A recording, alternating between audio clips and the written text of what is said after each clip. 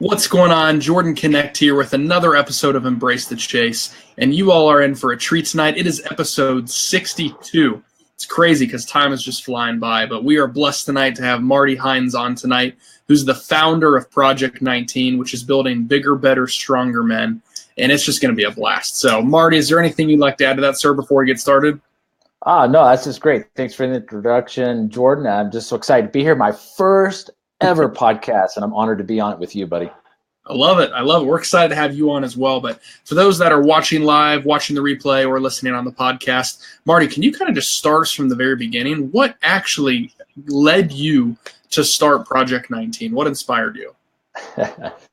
Well, that's a loaded question, Jordan, but I'll get right to it. So, what started Project 19 is really what leads into my whole story and the reason for writing a book. Project 19 came out of the middle of my time that I was incarcerated. I was incarcerated for 5 years, from 2003 to 2008. And here's what's incredible, Jordan, is you're going through this crazy hell, and you're just trying to survive and make it through life. For me, I had to have something to anchor to, and that anchor for me was my relationship with Christ and that walk. And 19 is my favorite number. My birthday is May 19th. So just, 17 days away. And so what I found interesting as I studied the Bible is that 19 literally means God's divine order and judgment. He has order and he has judgments, what it means in the Hebrew. And so what started rattling around in my head was, I'm facing that judgment and his order on my life for the foolish choices I made, but he extends his grace. And so that birth literally out of the halfway through my prison sentence was that we're projects of God's grace. And that's where the idea came from. Now, fast forward 10 years later, I've been out for 10 years.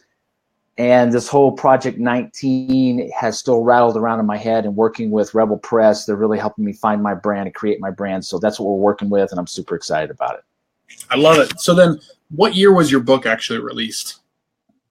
Well, actually, my book will not be launched until September. So we're a few months out.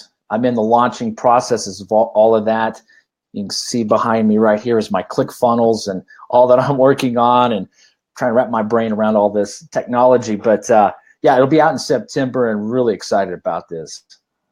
I love it. So then Project 19, it's obviously, from my understanding, it's a way for a bunch of men to kind of come together to continue to obviously build each other up. But how is this done? Is it done via retreats? Is it done via Facebook group? How can people kind of connect with you in the community? Absolutely. It's going to be a little bit of all of that. And part of my heart's desire is to create a men's movement across this nation.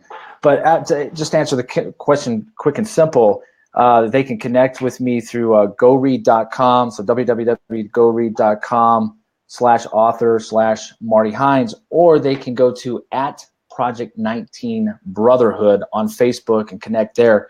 So we're creating a whole webinar platform. We're creating the Facebook page and the group. And then there will also be these events that I'm going to create, primarily to start with here in Albuquerque, New Mexico, but hopefully to draw men from across the nation, and then to move on to other locations. So those are some of the ways they connect. But yes, it's going to be an interaction between me and men, and building a brotherhood, a band of brothers, to where we can deal with some of the topics and issues that men are dealing with through Project 19 Brotherhood, and then through the soon coming, with the launch of the book, the webinar, and all the other activities we'll have there. I love it. So did you ever have experience with business prior to all of this, or has all this just kind of come together? Yeah. So, I'm not a business guy. I went to college and got a degree in theology and with a minor in broadcast communications. But I went into ministry. I was in ministry full time, Jordan, right out of college. And that's where I was at. I didn't have a business mind. I was all ministry minded.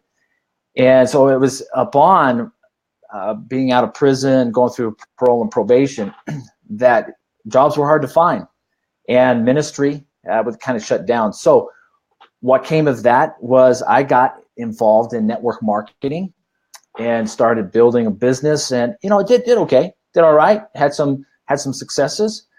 But, after 5 years of incarceration, I didn't have just a whole heck of a lot of credibility and connections, but still had some success. And so the spirit of entrepreneur really got birthed in me then, and realizing that doors were closing elsewhere in my life, now was a new opportunity. And so the last 8-9 years has been a journey of entrepreneurship. I'm loving it, but it's had its challenges. But I'm growing and developing in that area, and just really excited about this adventure with Rebel Press and Project 19 and what we're going to be doing for men across this nation and building this business to change men's lives. I love it. That's a perfect answer. It's kind of what I was looking for, because a lot of my viewers are people that are trying to figure out how to establish a business and they don't really know what to do. So can you kind of maybe dive a little bit deeper into that, or expand upon that and talk about, how you, I don't know if this is necessarily the right word, but how you stumbled, not necessarily away from network marketing, but how you got into wanting to write a book and the Rebel Publishing and different avenues of entrepreneurship for people that are trying to find ways to start businesses other than network marketing? Yeah, so that's a great question, and I don't know that I'm not going to have a whole lot of wisdom on this, but here's what I could tell you, Jordan, is when you have abrupt change in your life and you've got to make life happen, you've got to find a way to do it. And so I believe in entrepreneurship. I believe that we as men and women as well, that we have been given a creative design and purpose to go grow and build and make things happen, create things. And so for me, what happened was I had a ton of people saying, Mark, you've got to tell your story. You've got to write a book and you've got to tell your story. And so I was hearing that for like 9 years, but kept putting it off because honestly, I never saw myself as an author. Now I have fallen in love with it.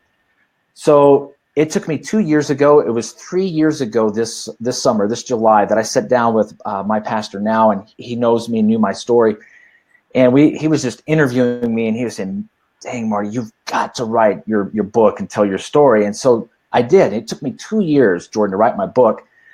And I finished a year ago, last March, and then just started the process of researching and, okay, what are you going to do to publish? And so I put my fillers out there on the great Google platform and started researching and looking, and came across this incredible company called Rebel Press.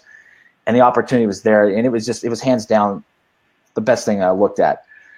And that's where it got started. And so getting in that and getting started with that and getting the mentorship that's there, what's incredible is just how it took me from network marketing and taking those skills and all that I learned there for 6-7 years, and now making it into what is my heart. And that is to speak to men and to write books to help men. And it was the process that developed and trained me. And I realized that though my heart was not to be a lifelong MLMer, it was to be an entrepreneur. And specifically in the arena of working with men and creating a business where men's lives can be changed and transformed. So that's how it came back. I hope that answers your question. No, it does. It's perfect. And it actually helps me segue into the next question, which would be, so 95% of my listeners and viewers are men, aged 25 to 35.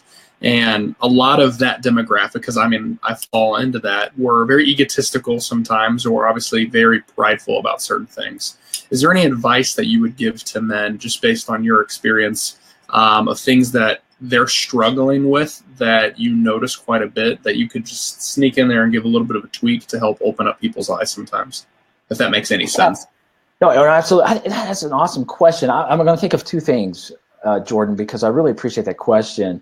So I'm old enough to be a lot of these 20-somethings father. I've got a 23-year-old son. So let me just share this real quick. And I'm discovering this with men, and I'm finding it more in my generation X, and the genre of men that I'm working with. But it doesn't mean that it's not happening in the younger generation. And that is, I'm discovering more and more men, younger than me or older than me, that are saying, dang, Marty, why are we here, man? What is this all about? Am I just here to pay bills and work a 9 to 5 and go home? And God, life sucks, man. And I'm like, no, it's not. And so here's my advice is, especially for you young men and ladies out there, is get connected with what your gift and your talent is. What are you great at? What is your gift? You know, and that talent, I don't know what it is. I mean, if you're an auto mechanic and you can rebuild a car with your eyes tied behind your back and blindfolded, then do it and make a business out of it and go make a lot of money for yourself. But if your gift is speaking or writing or any other, if you're an entrepreneur and you can create business, whatever it is that gift is, work in that area. And don't go chasing down a diploma and getting all the debt if you don't have to. But seek out what is your gift and your talent. And education's good. Don't get me wrong, it's great. But I believe that self-education, that personal growth is the most important. Number two, the biggest piece of advice I can give, especially you young men, walk with integrity. Be integrous. Find the integrity of life inside your heart and inside your mind, and do not deviate from integrity. Have integrity in your personal private life so that in your business life you will have integrity and you'll make choices based on integrity and not what feels good or what looks good or what's flashy or what is tempting. And I just really would encourage the younger generation, really take note of that. And give you one last advice. Look ahead to my generation and say, dang, a lot of those guys screwed up, man. Learn from us. Let us be a tool of mentoring and teaching, not only our mistakes, but our successes as well, because there is a young generation that needs that. So those are some things I would suggest. No, I love it. That's perfect advice, and I appreciate it. I want to expound on number two, though. You were talking about integrity, and the reason why I want to talk about it is it's something that I feel is incredibly lacking in today's society, especially with the younger generations. But can you kind of help just define what integrity actually means when you tell men to be integrous with their actions? Absolutely. You know, Jordan, I mean, you know, we've heard the old definition that integrity or character is doing what is right when no one else is around to see what you're doing, right? It's that private, what's going on inside of your head and in your heart when you're sitting at home alone and there's no one else around to see what you're doing. But here's the thing is we have lost, in a lot of ways, I believe in our culture, we have lost the fight for integrity. And we chase political views and perspectives. We chase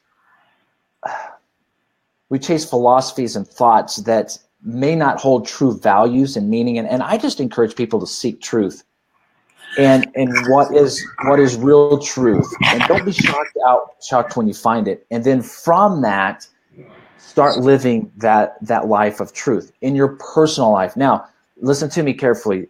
I'm not saying what you want truth to be. I'm saying what truth is. And I'm not going to give you the answer because I really want you to go find it on your own. But then to have that integrity. Have integrity from that in relationships with the people you interact with, from family to acquaintances to future relationships. You know, if you're looking at marriage and what have you, that you have integrity in those things. Have business integrity. Don't cheat. Stay honest with your business and with your associations, and don't go into businesses that you see a smudge of lack of integrity. Just say, you know what? Hey, I'm not going to go there. And then have business partners that hold the same values of integrity that you have. And I just really want to encourage this generation. Don't get caught up in the future generations that's messed a lot of things up. Be a generation that makes a difference. And that's what I would encourage your generation to do. Love that. That's perfect advice, Marty. I really appreciate it. So I'm going to transition then to the last question I ask everybody that's on the show. And that's, can you tell us something that's on your heart or on your mind right now that's just very important to you that you want people to know about?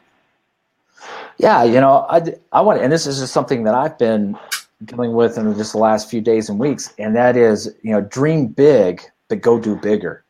Have a big dream, but then go do bigger than the dream. In other words, what that's doing for me is, a big dream is frightening, right, Jordan? It's just bigger than you are. And when you look at it, you're thinking, dude, I'm jumping off a cliff into nowhere, and I've got to learn this thing. And that's exactly where I'm at with my book and Project 19.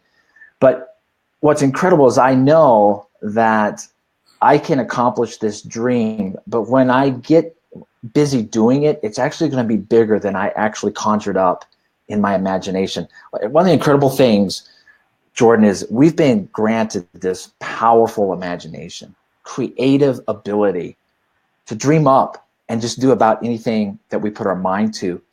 So dream big, but go do bigger.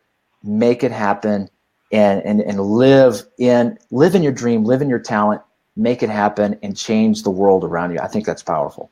I love that. That's perfect advice. And if you don't already have that as an idea for a T-shirt or something else, you should, because dream big, go do bigger is awesome. That's awesome. I love that phrase. Appreciate Marty, that. I really appreciate you being on.